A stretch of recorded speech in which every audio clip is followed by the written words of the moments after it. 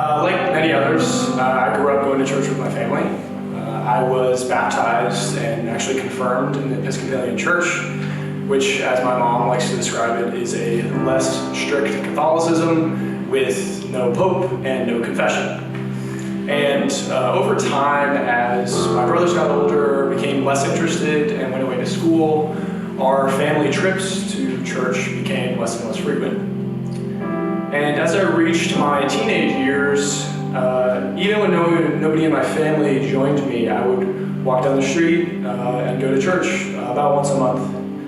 And one of our pastors, she would walk her dog along the street that I lived on, and every once in a while we would run into each other. And just one day she asked me, why do you keep coming to church?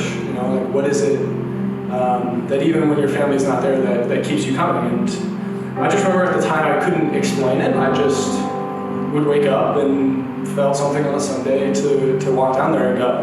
And so I just went. And over the next several years, God continued to meet me where I was, and He kept me close enough to Him, even as my faith was passive. Now as I look back, I know that those nudges to my teenage self, to my 16-year-old self, was the Lord calling me back to Him. And some people experience a running away from God or animosity towards God, and mine wasn't like that, but it certainly wasn't running towards Him either. Even with that passivity, in some of my toughest moments, I felt Him. I leaned on God during my parents' divorce in college, and as college continued, my faith was passive until I met my girlfriend Ashley. I had an example right in my face of true faith, grace, and what pressing into faith looks like. Since then, I've come to learn who Jesus is and really grown spiritually. As a son of two parents who love me dearly, the sacrifice to send your only son to die is immense, and that sacrifice gives us overflowing grace in this world. I am forgiven. We are forgiven.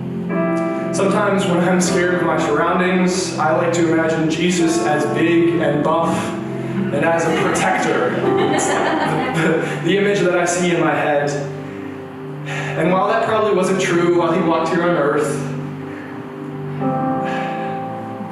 Jesus is and always will be the perfect example of loving others. And as He sat hanging on that cross, He bore our sins so that we can live in freedom and eventually spend eternity in the presence of God. I've also come to learn that being Christian doesn't mean you can never have questions or doubts. The pastor of my church growing up, Father John, he says that faith is a lifelong wrestling match through prayer and Bible study. And as someone who grew up playing sports, that really resonated with me. And I don't know if he's listening right now, but I hope this video sees him, because sometime last winter, I called him just in a spell of doubts and questions, and I just wept over the phone to him, and he just told me, there's nothing wrong with having doubts.